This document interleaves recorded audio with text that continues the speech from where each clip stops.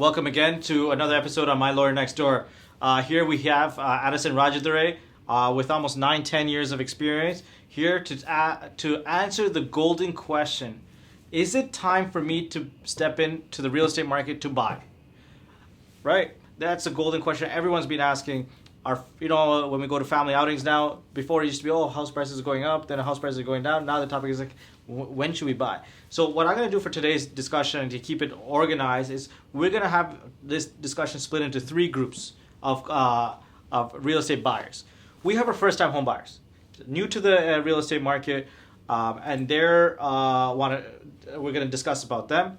The second group of people is we're going to talk about the investor class. These guys have portfolio. This is not where they're going to live in. It's something to add to their portfolio or a wish list item. Number three, a group of people is a move-ups. Traditional families who are moving up the scale on the home ownership chain. They may be going from a condo to a townhouse or a townhouse to a detached, and we'll call them the move-up class of people. So, Arasan, before we start, I want our viewers to hear something about you and what you be doing, how you do this. So give us a little intro on you. I've been in the real estate industry over 9 years now, running into my 10 years, and I've seen a couple of waves of real estate boom and the bust, I would say. We're 2017 and 2021 now, and I'm happy to be here where I believe I have strong knowledge to share with you because of having been through all these transactions over that period of time. I'm so happy to been working with Vidhu over the last couple of years, where we've facilitated a lot of transactions where some are complex, some are very straightforward.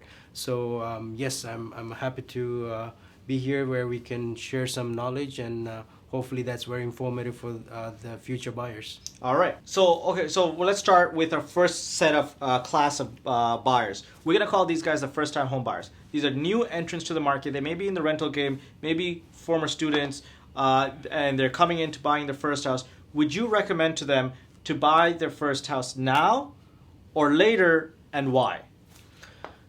Yes, it's a tricky question, but the answer is that when it comes down to buying a property, the time that you feel that you're ready, I would recommend that you go for it and you buy it. If you try to time the market, at least in Toronto's market or GTA's market, it's almost impossible to time it perfectly where you feel like you got the best deal. The best deal is really when you look back 5 years from the day you bought. It shows that what you have bought is the best deal. So not necessarily you have bought something 2 months ago, the price is lower, price is less, and you're worried about, what's my future holds because I've committed to a big financial transaction. At the same token, when it comes to the interest rate that's expected in June, I would say if you're really trying to time the market, that might be the best time for first-time buyers to get into it. So that's past the June announcement. However, don't hold me accountable to it because it's not possible that it definitely will have a big impact on the market. Yeah. But my interpretation of how this should be handled when it comes to first-time buyers is that whenever that you're ready to commit to this financial transaction where it's the biggest investment of your life, you should go forward with it, not try to time the market. Because if you try to do it, it's almost impossible where you think you're getting the right price, right purchase, and in the long run, that price adjustments or you might have thought you got the best deal won't really matter because they're minuscule compared to your gain in the next 5 years. And the second type of buyers, when it comes to investors, and these are the type of people where they have to actually be very navigate in a way where they have to make sure that they get in the market at the right time because they're here only for profit, for long term. Yeah. And when it comes to that, why I say that, because sometimes the first people the government targets in a market where they see that the prices are going up and they want to control the market, the investors, they want to always control how they can tax these gains or slow down the investors by bringing in more or making them put 35% down instead of 20% down. So things like that. So with the investors, Yes, I do believe the government is going to be making more changes in the near future, where they want to make the housing market more affordable. However, with the influx of immigration that happening into the country, I don't believe the real estate market in the long run will be affected as drastically as some may presume will happen in the next 5 years. So one quick fact for our audience and you. So in 2021, guess the amount of students from India that have come into the country on student visas. Just guess the numbers. Try and guess one time. 75,000. 110,000 crossed into, accepted their invitations and have actually physically come into the country in 2021 alone. Wow. And most of the people who are coming from India are either middle class or upper middle class or rich families. They're coming here on a 2-year visa because right now, I think with the immigration policy, we have another episode with the immigration lawyer to discuss that, is if you come here and study for 2 years, you get a 3-year open work permit. And in 5 years, you get PR. And now you can legally come into the market and buy. So if they came in last year, 2021, in 2025, out of these 110,000 people, 40,000 are coming in to buy into this market. So you have, and this has been going on for a while. The numbers have been huge. So look at the amount of people coming into the market from these visas or for immigration policies, and this is just one country, right? China is another huge one. So imagine how many people are actually going to step into this market.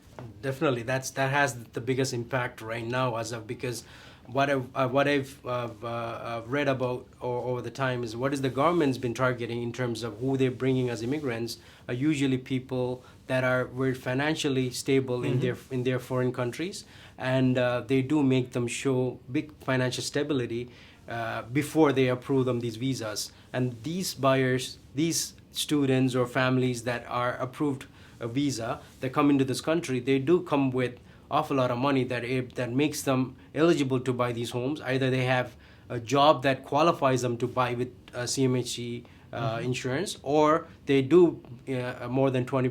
They do bring enough money that they qualify with the 20% down payment. So that's part of the reason. And then most of these buyers over the last year and a half, based on what I observed, have come from India. Yeah. And that's why I feel like Brampton has taken the biggest hike in price over the last year and a half, since what I've known prior to that. Yeah. If I'm correct, when it comes to Brampton, what I have noticed in my years of real estate is that it used to be where Brampton used to be ranked as the lowest when it comes to the prices. The price game. Price gains. Yeah. I would rank Richmond Hill and Woodbridge, Kleinburg.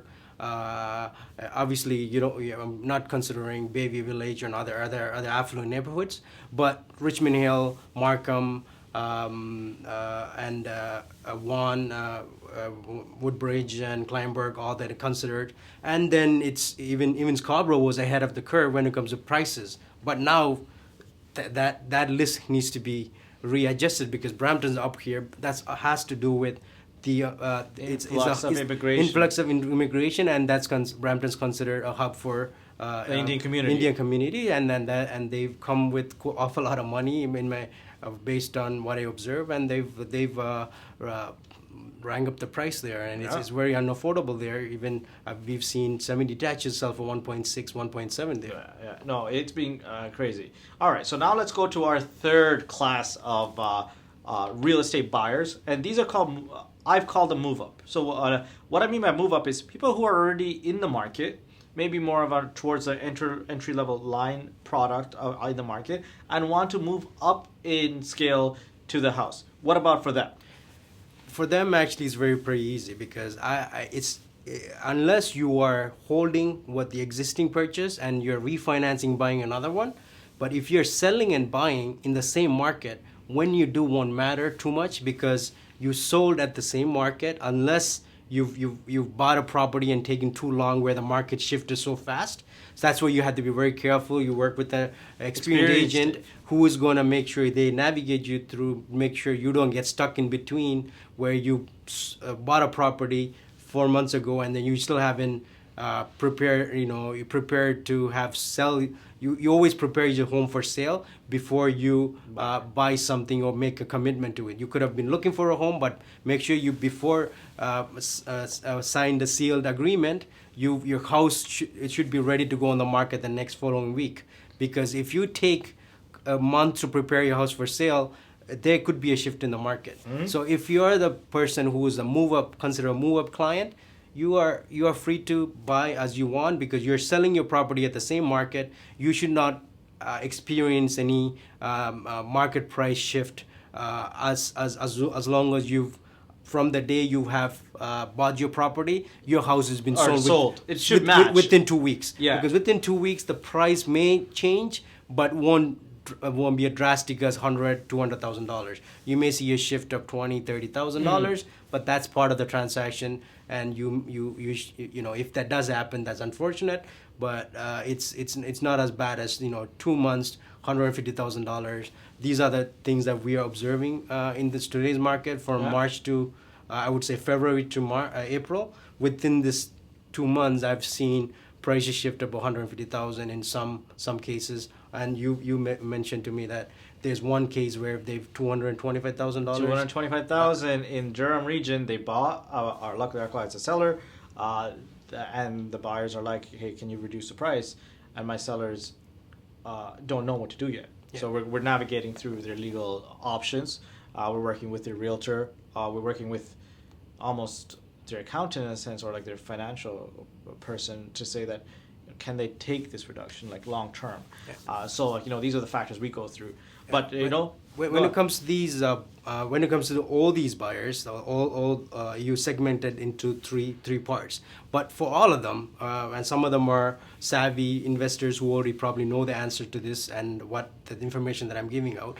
But the way I've observed real estate market is that if you go back 10 years back and then another 5 years from then, the prices from what used to be in 2010 or even go as far as 2005.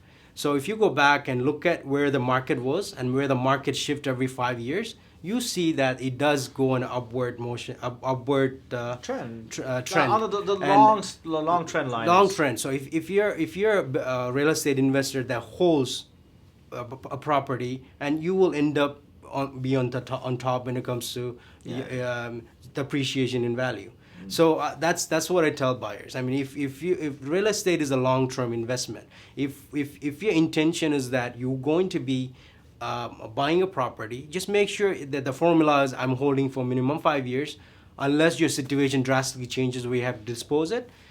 5 years, you will be a winner for the most part, unless we have a total economic collapse in the world. Then obviously you're not the only one that's dealing with it. Be screwed. It's screwed. But that's my take on that. So long-term hold, you will not have to worry about these newses and these interest hikes. Of course, there might be some financial constraints in these times, but in a long term, you'll be thankful that you have bought, and then you look back and you don't want to be the one to say coulda, shoulda, woulda. Okay, Arasan, that's very useful information and very timely information and experienced information.